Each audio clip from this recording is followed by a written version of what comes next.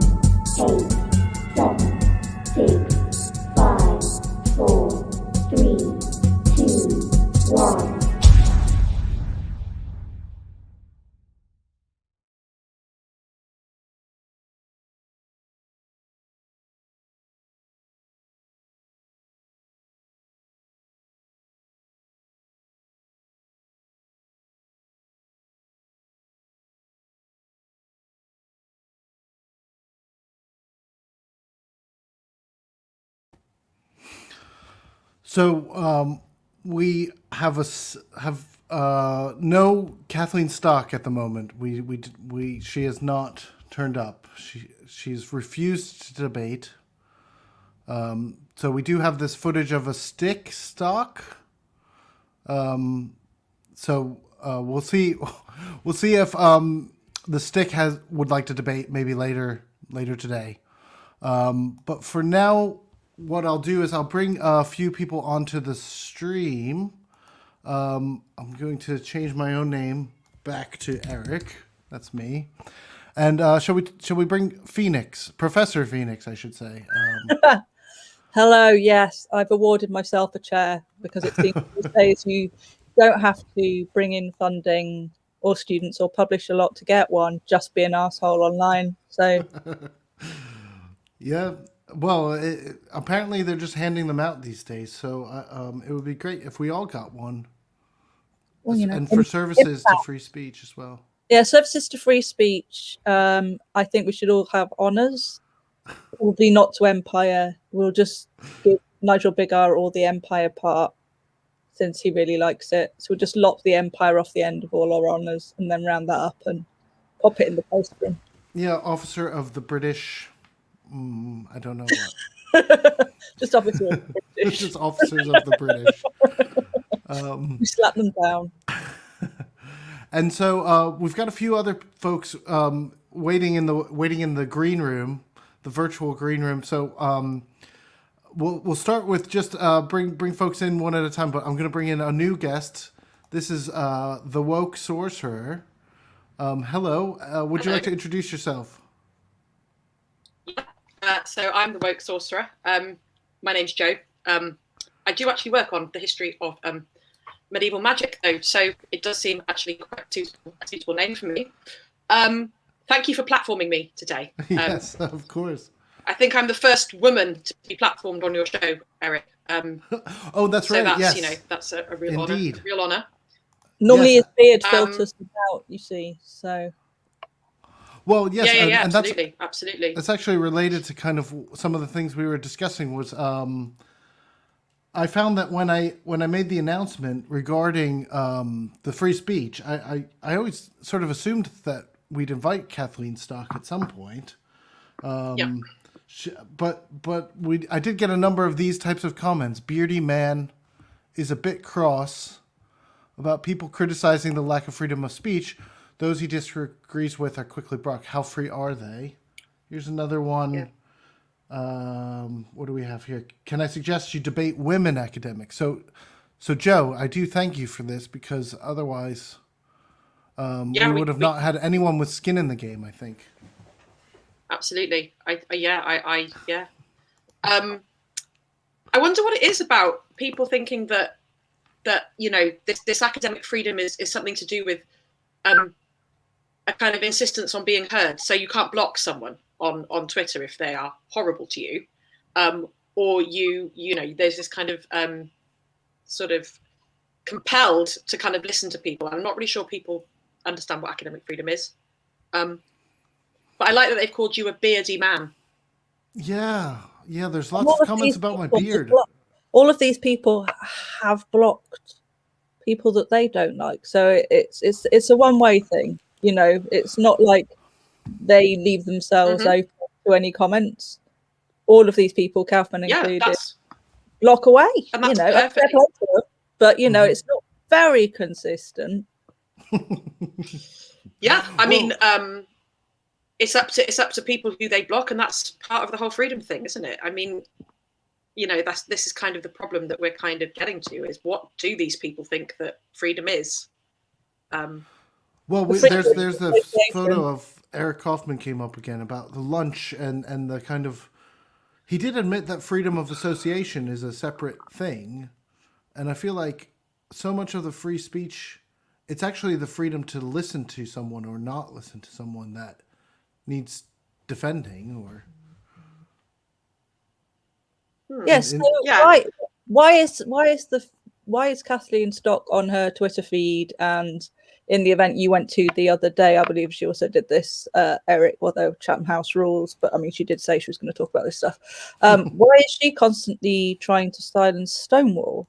Because surely in a marketplace of ideas, organisations, regardless of whether or not she personally thinks they've been captured, are free to take advice and training from any other organisation or individual that they'd like. So if the Office for National Statistics would like to take advice from Stonewall as the leading organisation in the UK for LGBTQ plus people, recognised as such by pretty much everybody apart from people who really object to trans inclusion, why can't they just keep doing that? Why is she trying to shut that down?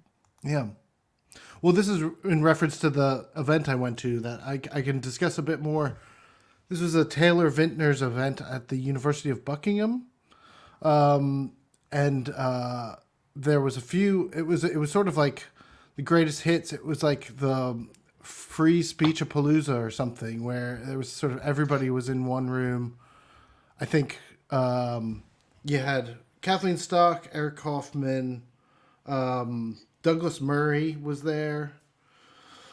So, yeah. Did you eat lunch, Eric, during the event, and did you feel comfortable eating your lunch with them during the event? It was virtual, and to be honest, actually, they had two separate links, one for the AM and one for PM. So it was actually everybody was not allowed to eat lunch together because they separated the day. So, so in fact, they discriminated against their entire audience. They deplatformed lunch. Yeah. I mean, I for one, when I'm at an all-day Zoom event, can't wait to spend my lunch break on Zoom as well. I don't know about you. Yeah, no. Well, that's why I brought my I did bring my soup with me. I've got it right here. Yeah. I feel very uncomfortable. Some guy had asked what stock was in it. That's what there's some guy. There he is. Some prof, because we're all hey, some guy. Hi there. Once again, I've been accidentally platformed this week, and I've just given myself the chair of shitposting. So now I'm. If we have to provide our own equipment, we might as well provide our own chairs working from home. So. Yeah. I mean, and then I'd love. Sorry. There's Carl as well. Hi, Carl. How are you? Yeah, I'm not bad. Hi, Carl. I thought I'd join the glasses crew because I was feeling left out, but now I see the woke sorcerer is. You could have kind of balanced it off, and I've kind of made a mistake. I'm not wearing my glasses today. I don't, you know. Well, be careful avoiding that reflective glare, that kind of, you know, the other kind of. Be careful with the academics. It's very intimidating, especially if we don't eat lunch together. It does. Which does make me feel very uncomfortable. Have you got the anti-woke glare coating on your glasses? Exactly. That's my new thing. My woke glare. I'm gonna make that some kind of screenshot. I can just. It's like a Paddington hard square, but it's woke and it's a glare. Woke glare. That's my new thing. So, yeah. There you go. Woke glare. I feel like we're probably the most diverse lunch table. Yeah. I'm gonna start doing this at 1, otherwise it's but not in terms of viewpoint diversity, apparently. For that, I'm going to actually the stock stick or stick stock. Stick so stock. the idea I had with the stick stock was to essentially, like, folks could make their own stick stock videos and so on. And so as you can see, the stick wants to debate, unlike apparently, I don't know, should we give the stick an OBE? Is that something we can do? Yeah. Yeah, I mean, although we're giving on Empire. We're giving all the E's to Nigel Biggar, though, aren't we? So Yeah, just be Nigel Biggar. And the stock will be the stick stock will be an ob, just an ob. Yeah, like outside broadcast. Sorry, you know the vans from the BBC. Right. Oh, and we need flags as well. haven't put up any flags in the back. Yeah, I have a flag. But Yes, there you go. It's not quite as. No, it's not.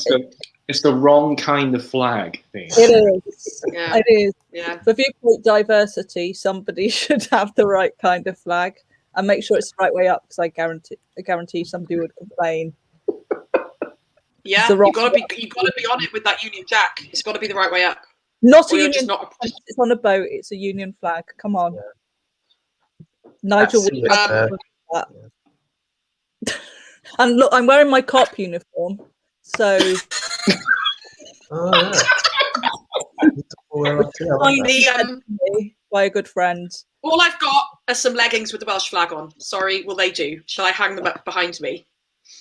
For viewpoint diversity. Because I'm here as, you know, the marketplace of free speech cop, you know, to check that people are properly engaging in the free market and not looking for state restrictions on the market of free speech. Because I feel like the government, wanting a free speech champion, is looking to intervene in this marketplace and trying to remove Stonewall from organisations or control the guidance provided by the Office of National Statistics by a judicial review. It seems to be an awful lot of interference in this free marketplace. It's a controlled market, which doesn't strike me as particularly free at all. It's restricted, isn't it? As soon as you try to insist that certain things should be within the market, you're no longer allowing market forces to control what's in the market. So if your viewpoint diversity has to include not just different opinions on pineapple on pizza, and as somebody who's allergic to pineapple, it should never be on pizza because I would end up in hospital. You know, if you start insisting that certain viewpoints have to be in that viewpoint diversity, you're looking to control this free market. And this seems to me inconsistent with their stated views. If you're looking to suggest that certain types of views are the ones that should be heard and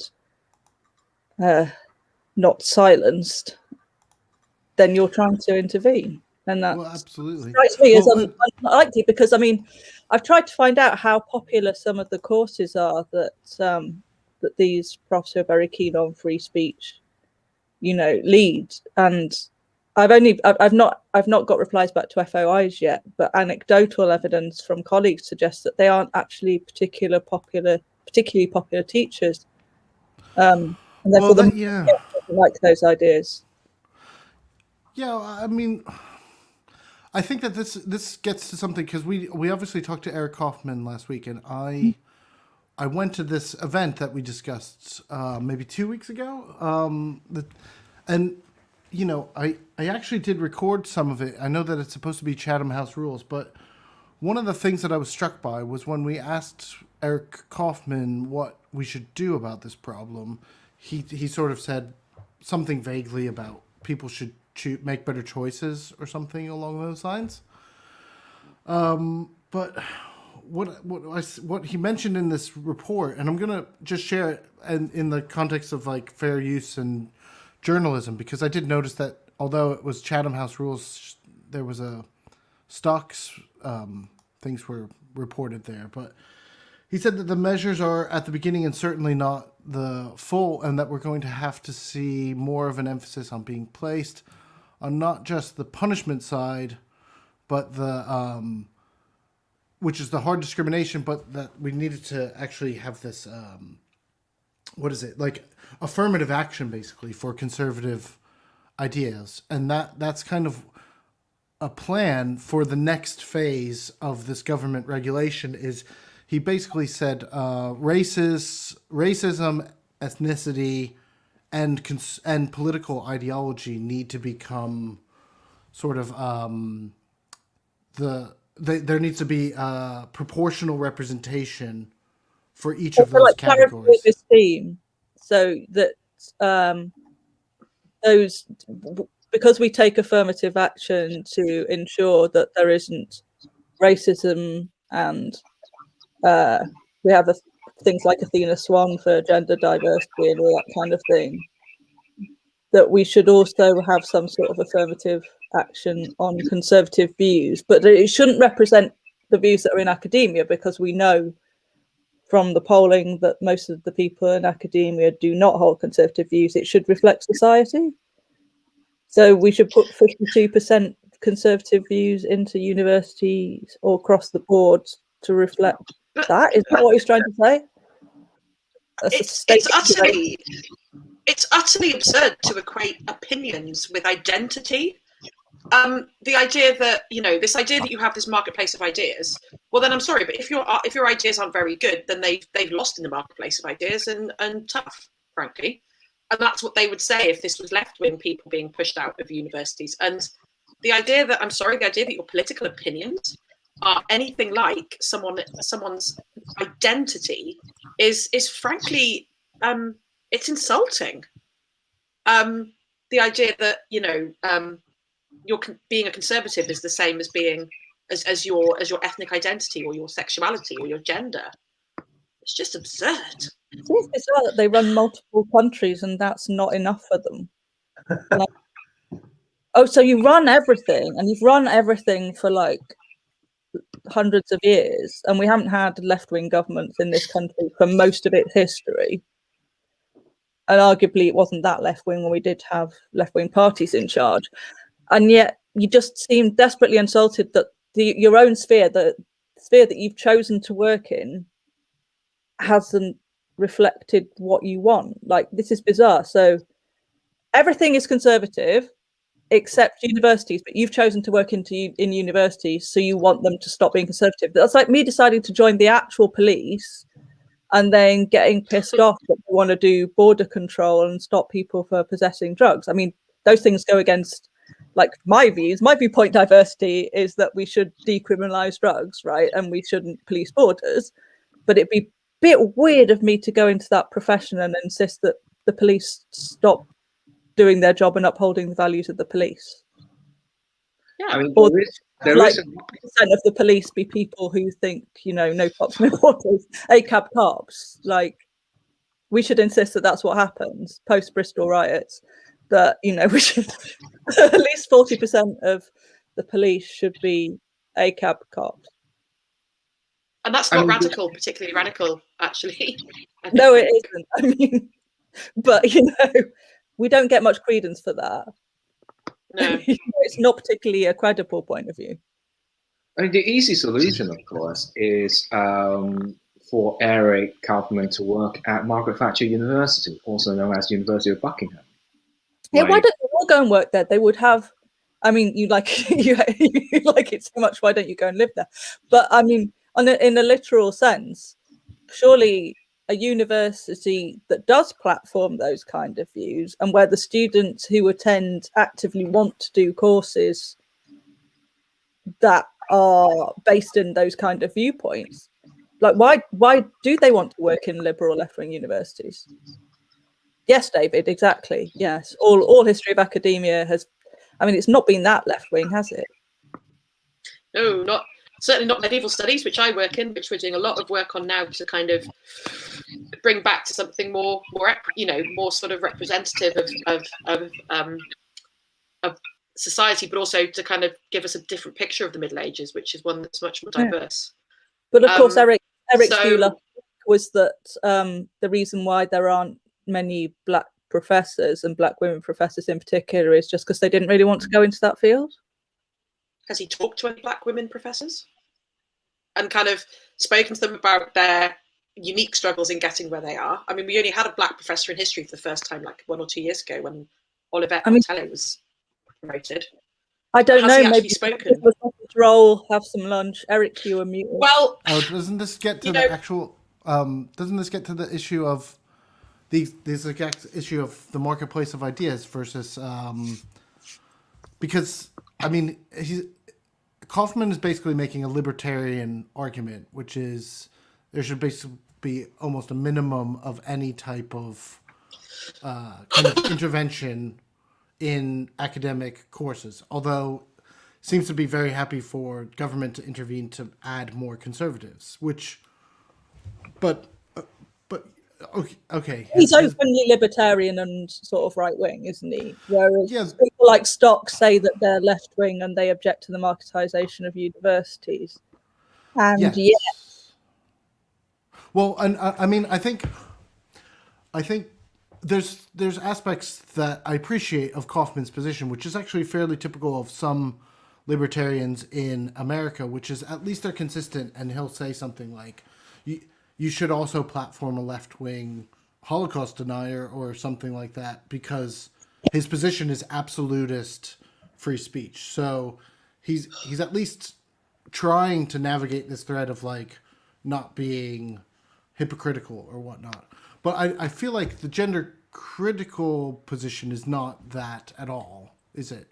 I mean, they're not saying we need to have both sides to get to some John Millian type of truth. They just want their minority position to be platformed and their opponents to be no platformed.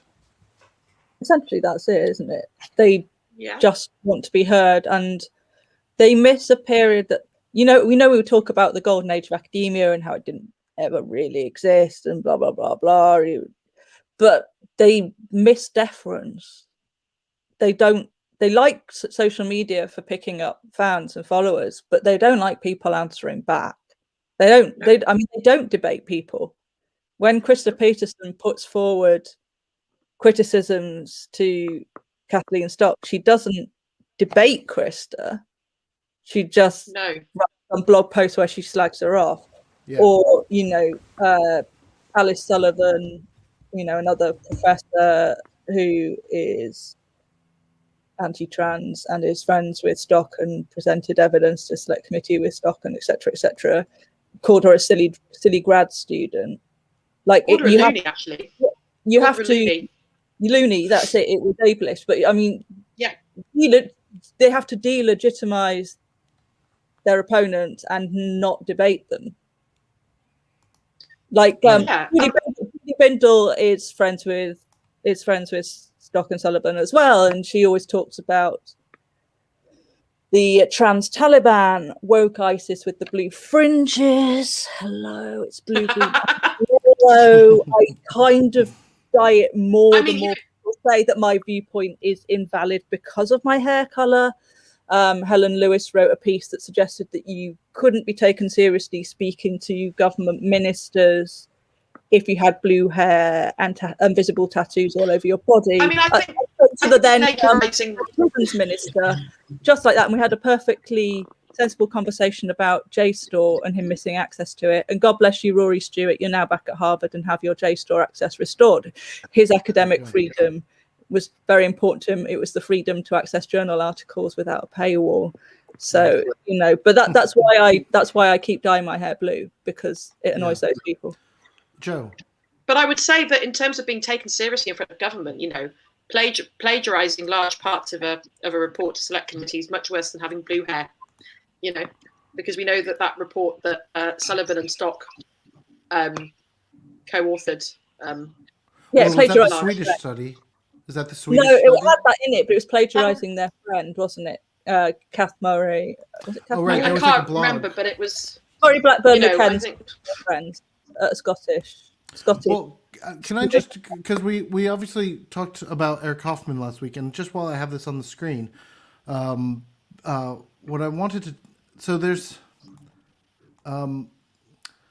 this chart that he mentioned is the context in which this is a crisis in the UK, is that there has been, is this less than, 2 or 3 no platforming incidents per year? And then at some point, it starts to skyrocket 2017 to 2018, and that gets added to a total. Now, anyone familiar with statistics can see that it's actually entirely the gender critical no platforming list maintained by Michael Biggs that is the basis for why we have a crisis of no platforming in the UK. So there isn't a separate conservative no platforming issue. I mean, you've got Amber Rudd was a famous case. You've got things like Noah Carl case. But if you remove gender critical no platforming, then there actually is no, I mean, we're talking about a literal handful of events at this point. And this is So- disinvitations, right? This is supposedly no platforming. Let me go and find Michael Biggs's list because it's an interesting one. But I mean, is there a problem separate from gender critical no platforming? I mean, is that all we're talking about here? I just like how one of the charts is turned at an angle. Aesthetic. It's definitely aesthetic. I think it's searching for an agenda. Oh, it's not the graphic, but to answer your question, Eric. The reason why we see a spike in one area is because there is a search to find an argument in one area to justify their own narrative, and it's it's a self-fulfilling prophecy. It's a self-fulfilling prophecy of bullshit, but It became useful because Kaufman has been on about this for years, hasn't he? Like predating 2017, and so it's useful to him that the gender criticals decided they wanted to do hate speech in universities, and the marketplace decided it didn't want it. And so he's co-opted it. But a lot of those people say that they're left wing, so they're not libertarians like Eric or like the right wingers in the US who go on about bathroom bills, like Selena Todd and Kathleen Stock are forever going on about how they're anti-racist, although we've never seen them do the work, let's be honest. That they're left wing, they're socialist.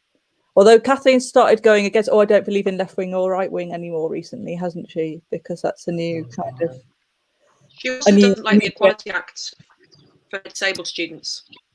No, so I sort of wonder if they've been made to do the political compass where they would come out. Like their perception of themselves is as good people, and they've been socialized as academics in the UK, not Kaufman, but the Brits have been socialized in the UK to believe that if you're a good person, you self-identify as left-wing and liberal. So they still say they're left-wing and liberal because they know that that's what a good person's meant to be. And they keep saying, well, I'm in the Daily Mail because only the right-wing press will listen to us. I'm in the Spectator because only the right-wing press will listen to us. But I'm still left-wing. I'm still socialist. And yet that's... But the Guardian are publishing... It's not words. Everything that they do is actually right-wing, not just on gender, but on everything. Because when you're objecting to equality law, when you're saying that structural racism isn't a thing, when you're ignoring disabled students and their requirements, when you're calling your students snowflakes, when you're writing stuff against your students on the internet, which no decent academic should ever do, even if they disagree with them in viewpoint diversity or whatever. It's something you shouldn't do. You have a position of power. You don't criticize your students on the internet. Don't be an idiot. Well, yeah. So I think that one of the things is this kind of if there's a serious conversation that needs to be had about they're essentially like exceptions to certain laws that these like legal philosophers seem to think it needs to be there to protect like sex-based rights or whatever they want to call them. I mean, there should be a space where there could be like a debate about that, but as we've said before, academic debates actually take place in print. There's not like these physical events very often, and more often than not, these events that are sort of protests are organized against are sort of like these kind of one-sided, we're just gonna like be anti-trans for an hour type of event. Yeah, it's a literal platform. I had that discussion with my supervisors because Jermaine Greer was invited? No, I think it was Bendel. Bendel was invited to my university, and my supervisor said, yeah, but you could go, it's equal, you could. And I was like, well, no, because there's a moderator, and most of the time it's her doing a speech for like 40 minutes, 45 minutes. And then it's not a debate, and then a speech or interview with, a friendly interviewer who's only going to go, so about your new book, or so about this article you did. And then at the end, there's a Q&A that is moderated, and I wouldn't be allowed to, even if I got called upon, I wouldn't be allowed to ask whatever I want. So it's it's not an equal thing. It's this person who is up here on the platform and this person who is down here. It's not a debate amongst academic equals Right. at all. And so, I mean, our platform is much more free in that sense, where we've actually invited her to a debate with two sides. And yeah, she we was were moderating refused. her to stop. Like, she could talk, like we did with Eric. We talked with Eric, and Yeah. well, you Now, did with Eric I because- found this list. Now, this is the list that Kaufman cites as well. yeah. And this is Michael Biggs's list of all of the events that have been no platform. And these are the ones I especially really like here. Because if you notice, these are all the same the same event. And so yeah, I the assume Guardian. Yeah, it's the Guardian. That Well, but look terrible at this, I right-wing mean- paper. Oh, that's I mean, all what is strict- this? This all is this same. is all the same event. And I all assume they all go into for one Kaufman's event. Excel sheet as one as individual events. Oh my God, that one's massive. The Sunday Times one. That's all just Um, the I same. mean, He keeps Exact- putting Jonathan Best in, and Best wasn't deplatformed. He was just told that he had to stop saying anti-trans things on the internet because students had complained. Right. That's And not I mean, him I being think platformed from an event, is it? yeah, exactly. That's I mean, not well, being and that's a, a- oh, sorry. Were you going to say something, some guy? I hate to point out the obvious, but exactly 0 of these people have been either sacked or silenced. anything promoted. Like Top's done very well out of this. Stock's been promoted since she started doing this, and if you look at her record in terms of publications, she hasn't published anything academic on this issue. It's not her specialism. That's philosophy of literature. She hasn't managed to get anything through peer review on this. She's not published very much at all. She doesn't have a lot of PhD students. She doesn't attract lots of undergraduate and master's students to the university, and she doesn't bring any funding. So what did they make her professor for in the past couple of years? Because that's when it happened.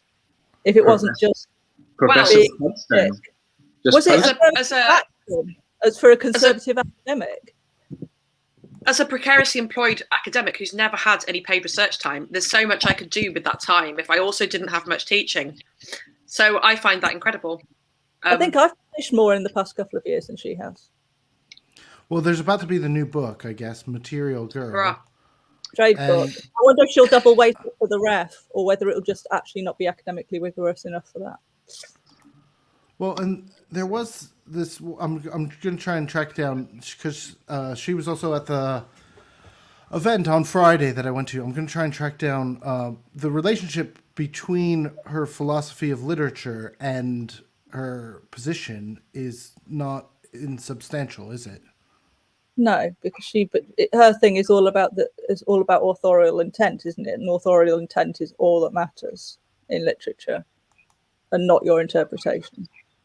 That's her basic position. Yes. Right. So I'm just trying to track down because there was a point in the debate. Well, first of all, I can just show you very quickly. So we do read these people's work. That's what we do as respectful debaters. In Well, that's kind of what I mean. Is when you mentioned Krista Peterson, it's like there has been a debate in print about this.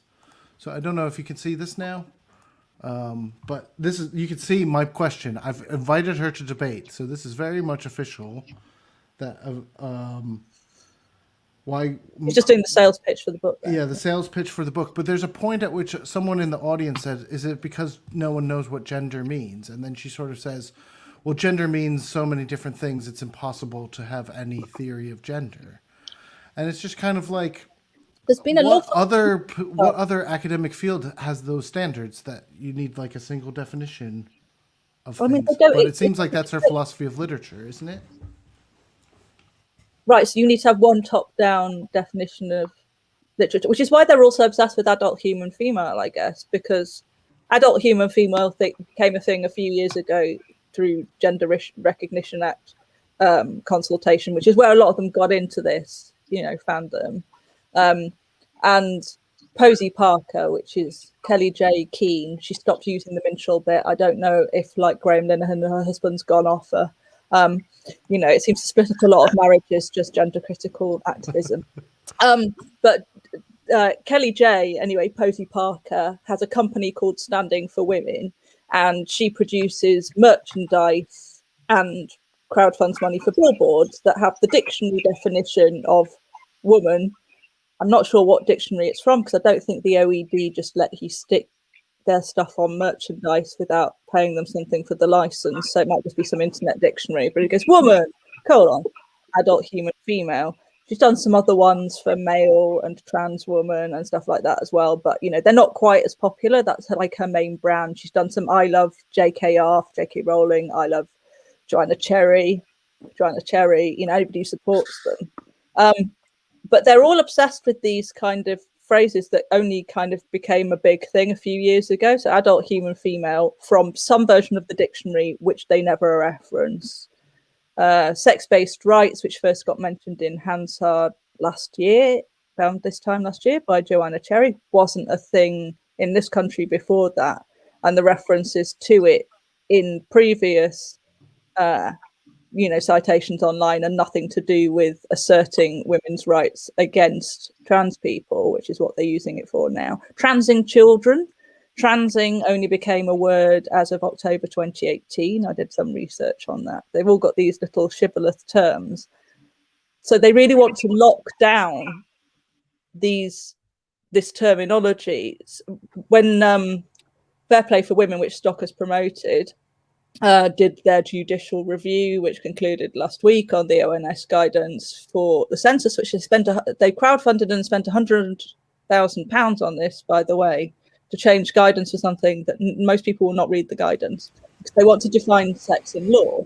And the original guidance was the same guidance as they had 10 years ago in the census, which basically said, if you're going to fill in sex, fill it in from your birth certificate or from some other document, like your gender recognition certificate if you've got one, or your passport. And they went, hang on, you're conflating things here. We want to define sex in law. So they went, well, really, it should be your original birth certificate.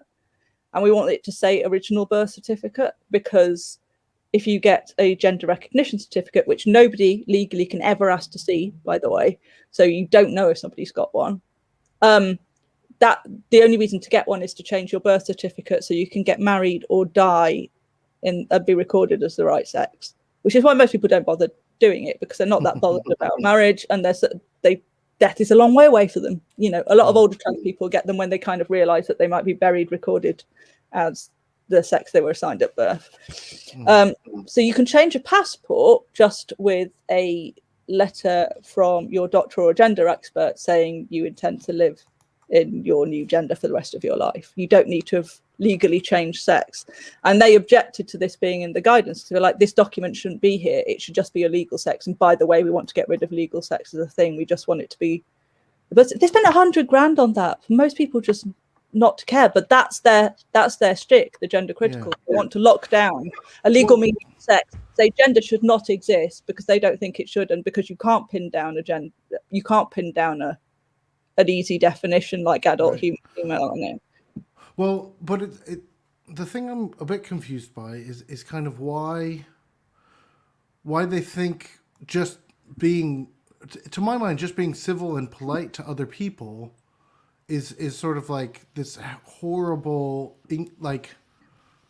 So this was from her talk as well, where it's kind of talking about the Stonewall and like the fact that it's so insidious that people come in to tell universities that they should, you know, where possible, use folks' preferred pronouns, and it's sort of like, is that really as bad as, you know, concentration camps or something? They call it compelled speech, and there's a popular blog post that a lot of them shared, which is entitled You're trying to control your thought, not just your speech. Yeah. But they could call it. But that's absurd. I mean, rehypnol. They literally think pronouns are rehypnol. That illusion. I mean, what they want is the freedom to be cruel. To be honest with you, and that to me is just disgusting.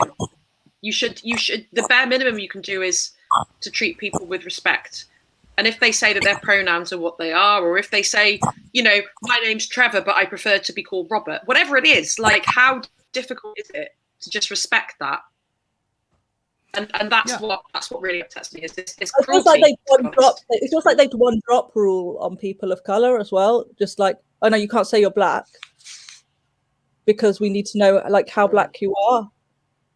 Because Well, just- I mean, Stock made a big thing about UCU letting you self ID your Oh yeah. disability, your race, and they went, you can't self ID your race, and it's like, what are you going to do? Ask Leon for a blood test to see how Chinese he is. Ask Carl for a blood test to see how black he is. What kind of black? We need to know. Come on, write it down. Has he got And any also white? I mean, That as a percentage. disabled person this might be a with an decent time to. invisible disability.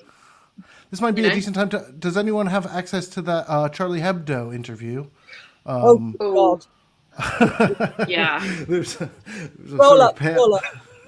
If you send it over to me, I'll try and bring it up. But yeah, does anyone remember what was in it? Leon, do you? I've find it. I think Phoenix has got it.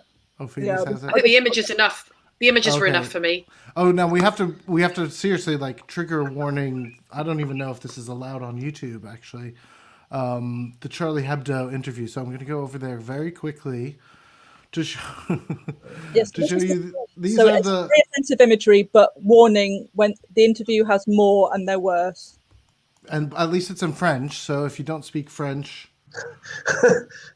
This is an I interview. wish I that didn't speak French right now. Kathleen Stock did an interview with Charlie Hebdo, who again want to offend rather than. Yeah, they just want to offend. That's all they want to do. They're not saying anything. They're not saying anything like edgy at all. They're just wanting to offend. It's just disgusting, really. But yeah, just horrific imagery on there. does it? I Cruel, mean, cruel imagery again. and it just seems Isn't it? like, what is the motivation for? To me, it doesn't seem to be any different than any other form of bigotry, where it's just kind of like a question of like, why do you wake up and start to like, what's his face, the Gary Glinner, what's his name, Linehan, Graham Linehan. Graham Linehan. I'll call him by his name. Legal. But like, it's sort of like, why do you wake up and obsess over this? Other people's lives, do you like worry so much about? It's I mean, I am incredible. it's It's. like I mean, cats quite a lot. I don't even have. I find the utter obsession with other people's genitals, frankly, baffling. Haven't you got better things to do with your life than worry about that? Shouldn't you just be glad that people are doing what they need to do to be who they are? And I don't care about academic arguments, to be honest with you. I don't care if someone's done research on sex or gender and said no, sex isn't bad. I don't give a shit, to be honest with you. If that's what makes people who they are, I don't care. Well, if people want to never be supportive to us, people try to shut them down. So if Caroline Pennock does a trans inclusive thread on Twitter, because she's got quite a large following, she will get absolutely brigaded by hundreds of transphobic sock puppet accounts. So it's not even, sometimes it's their real name accounts, mostly they're sock puppet accounts, telling her that she's the woke mafia. So it's not like they can let her speech stand. It's not acceptable to them to let her speech stand. They have Can't to get a hobby. Honestly, there's so many things they could do with their time. It's spring. Go out for a walk. Seriously, go tend to your garden. If you raised $100,000 for actual women's rights and you gave that money to Sisters Uncut, think about what they could do with it. Even if you gave that money to Rosa to disperse, because they disperse a lot of grants, small grants to local women's rights charities, women's and girls. They do lots of good stuff with it. But no, they raise a lot of money to do a pointless decision that's already out of date within seconds. But Joe, they do have a hobby, and the hobby is to check out other people's genitalia. It's the gender cop. I mean, don't get me wrong. It can be quite a nice hobby to think about other people's genitalia sometimes, but you know what I'm saying. But this is not. Yeah, this is. It's almost pornography, which is weird. They tend to be anti-sex work and anti-pornography. You'd have thought if they're that it's a big circle, yeah. They could just go and have a nice look. I mean. I find this, it's like a cult, to be honest with you. I find it cultish. in how people are seemingly sensible people are kind of drawn into this, and within months it's just constant transphobic shit posting on Twitter. And people who are perfectly pleasant, people who talked about lots of different topics, were really empathetic, decent human beings who perhaps fought anti-Semitism on the left, things like that, fought racism, and then they become obsessed with this, and then suddenly it's non-stop adult human female, beard, woke mafia. Well, we have I speak as someone diagnosed as obsessive. I speak as someone diagnosed as obsessive, by the way. I can get very obsessed with things. Like I still don't get it, because it's just cruel, it's bigoted, and go do something constructive. This was my response after a day of just being, I mean, it was I had my notifications on, and my phone was just buzzing all day with versions of this exact, and I just sort of thought, like, this isn't actually an argument. So it goes back to the same thing we tried to convince Kaufman of last week. It's like it might be the case that you're not being platformed, you're not getting through peer review, because that's actually not an argument. That's an assumption that is like fairly basic, that if you don't have the same assumption as someone else, you can't actually convince them of anything. And the fact that something has a dictionary definition is like, who cares? Like, I mean, dictionaries change all the time. The dictionary definition of racism, for example, is extremely problematic. It doesn't take into account, that it's not, it's not just about discriminating against someone for their skin color, because you could then say that white people experience racism in the same way as racialized people or whatever. So, yeah, I think quoting the dictionary is kind of, that's like undergrad level, well, also A-level. They usually fight with the stuff. dictionary. So when Merriam-Webster, a well-respected dictionary company, post anything that says, oh, the definition of this word has changed, or here's a word that's more popular now, like non-binary, let us explain to you how this works and how it came about. They also get dogpiled. They get brigaded and told that they're wrong and bad and evil. There's been some on the podcast series The Untold, which has done some dodgy things around immigration, but there are some decent documentaries in that strand. They had a woman who wanted the definition of drag queen to be changed in the OED, so it accepted that bio queens, which are people who are assigned female at birth but are and identify as women, can do drag and not be drag kings. They can be drag queens because they're dressed up in that hyper thing, and they had a load of pushback from people on that because they wanted to keep it narrow. And I think that's the problem with this whole worldview from these academic freedom academics, is that they want to keep everything as narrow and as status quo as possible, but not as good as status quo, because they had some banging tunes. Yes, David. Yeah. Sorry, yeah, we had discussed the possibility of inviting Krista. But there, I myself was actually a little bit wary of even inviting Kathleen Stock at this point, and not because I was afraid of what she would say, like her odd views on. I mean, that was one of the things that I got in trouble with, was when I made this argument. Let's see, made this argument regarding. I said that it's a part of her endgame is self-promotion. The tweet is unavailable. I'm now getting a lot of these. I wonder if she's blocked me. So that you end up with thousands of articles in the mass media on your wrong point of view. It's like a way of self-promoting to say, oh, I'm censored. I mean, Nigel Big R has been on how many different countries? He's just going around he's like on a world tour defending British Empire. Yeah, it's a platform. And you gave a shit about the philosophy of literature. Like, even Radio 3 would struggle to get an audience for a 15-minute program about it, right? So it's like, nobody cares about this work I do. I'm going to change field, but not in a kind of sexy academic way where I do the work and then I get it through peer review, but by shouting in the Daily Mail and in the Spectator, in the Critic, and of course, me for Unheard. It's become a way of having a career. Like, they almost get it sometimes. Like Sarah Deaton, the journalist, I presume that's how you pronounce her name. I haven't bothered to check. She wrote a thing for Unheard last year, I think it was, but the passage of time over the pandemic means it could have been any time in the past 30. She wrote an article for Unheard that was basically like, well, I'm a journalist, and the only way to make money as a freelance journalist now is to write like quick turnaround hot takes that are 1,000 words or less, and it's terrible, blah blah blah. And loads of very respectable people shared that and said, yes, isn't it terrible? But she just keeps doing it.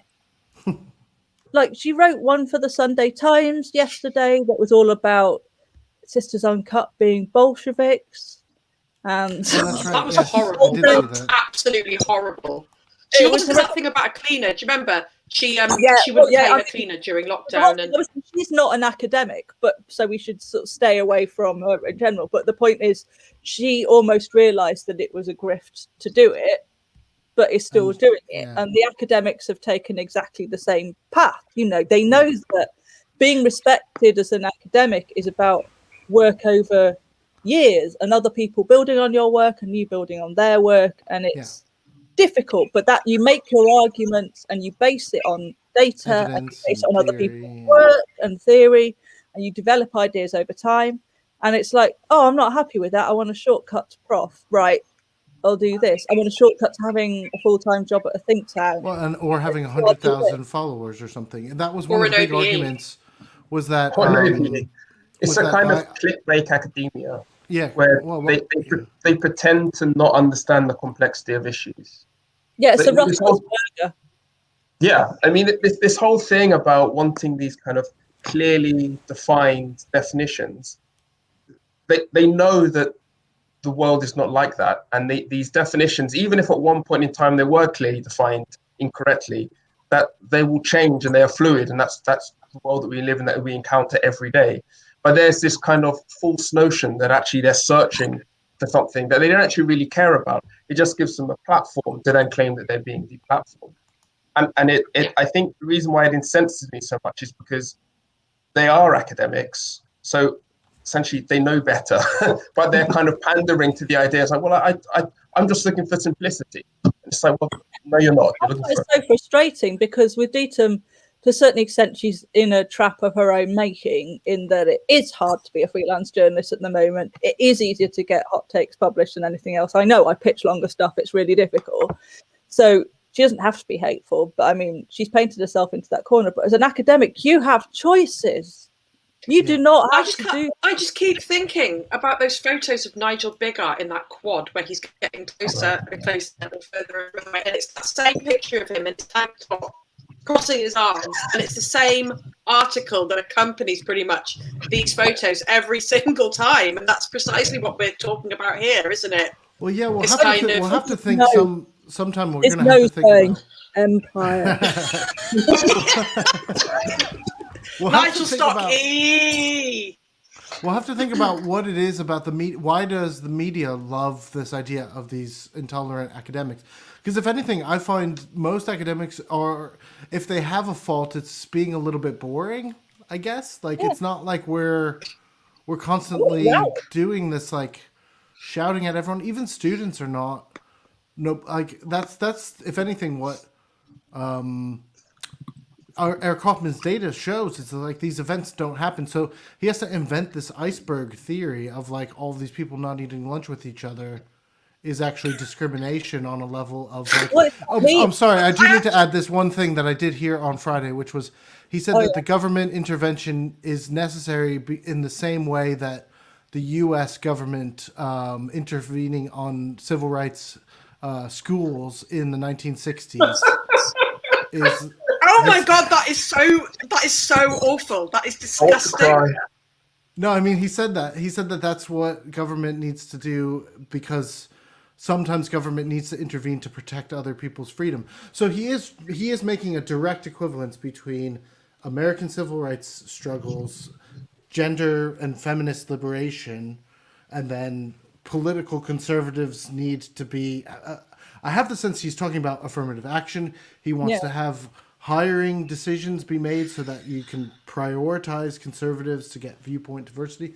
I mean, this is not the end of the line. Certainly, affirmative action for bigotry. Yep. Yeah. Can I finish? Can I finish on a meme from Gavin Williamson. Yeah. We all know that Gavin William. Well, we all know that Gavin Williamson's an idiot, but we all know that he's very much behind this free speech champion thing. And there's a long-standing meme when you're having arguments online that if it's going very badly for you, you flounce out and you say, "But the lurkers agree with me on email." Right? Right. You can find it online. Lurkers agree with me on email. Gavin Williamson claims that they're in an interview that's out today in inews.co.uk, an exclusive. Yes, I think I have it. Yeah, that free speech, academic free speech, really is a problem because people emailed him anonymously and said, "I can't tell you who I am, but I agree with you." Which is like not just the lurkers agree with me on email, but the lurkers agree with me on email and somehow have set up anonymous accounts and haven't emailed me from their academic accounts or even their personal email accounts that have their name on. But it's just really, really important that they email me, Gavin Williamson. I'm sure you can find the quote in there. But There it's we go. Competition for students. Is this it? No, That's the article. by the same guy. Okay, right. Yeah, you did send me. Chilling effect. What is this chilling effect? They keep talking about this chilling effect. Is it when they wet themselves and then they don't clear it up and get holes? Oh, free speech, eh? I have to deplatform myself in a minute. Right. So some guy has to probably teach. Yes. But before I go, I do think I found a technological solution to Eric Kaufman's problem. So like every time you watch a YouTube video, often you have to watch like 10 seconds of an advert before you can click like continue to video. So all universities have to do is just to have that, something like that, like before you could log into your emails or before you could log into Blackboard or some other university website, you have to sit through like 10 seconds of Eric Kaufman talking. And then you can click continue to your emails and continue to your website. And that kind of compulsory platforming will just be exactly the kind of right-wing libertarian technological fix that they would love. And you can even have like tech companies who can get involved in this and make a lot of money. It's funny because actually that's exactly something that Cass Sunstein proposed, was that you would insist on getting the opposite political point of view on Facebook and so on. But he's also the one who says that we should organize the government like Waze, the app, like the essentially like Google Maps, and make everything really easy. And that's what the government should do, without thinking about the fact that the government also had to build the entire road infrastructure for that app to be at all profitable. Well, anyway, we'll all say goodbye, and we'll talk to some guy later. We need to actually decide who to invite next, so we could do that. Maybe we could do a poll on Twitter. Yeah, we should get the fans to decide. Yeah, so we've gone through but what are the options? Who we've gone through the list now because I mentioned to Eric that his reward for coming and being brave enough was that he could choose his own font. That's not Comic Sans, but he didn't take us up on that. But now I can change. Kathleen Stock O.B.E has also joined the Wall of Heroes and was a no-show today. So no-show. And what's the date? 22/3. What about? So from now on, if anyone ever says that no one will debate, academics won't debate Kathleen Stock, we can say that's not true. So congratulations to everybody for that. What about aiming high, and going Michelle Donnellan? Let's just get her in. Okay, so what I'll do is I'll make a list. Let's do it via Twitter because we've run out of time now. So we'll make a poll. Michelle Donnellan's a good choice. I'd like Jordan Peterson maybe. We can go international. We can keep aiming high. James Lindsay, Conceptual James, or whatever. If we get James Lindsay, we've got to get Ted McCormick. I'm sorry. We'll also have to think about getting guests on to debate. We thought about getting Krista Peterson on for Kathleen Stock, but we're still working out the formats. If you have any comments or or thoughts, just let us know on YouTube or Twitter. Jobs are quite good. We like. If you'd like jobs, if you'd like to pay us, we'd accept payment. Of lunch.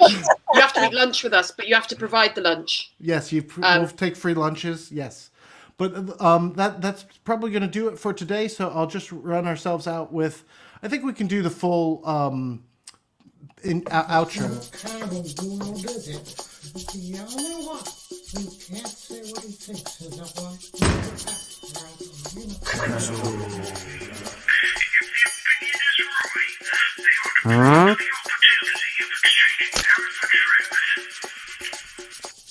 Free speech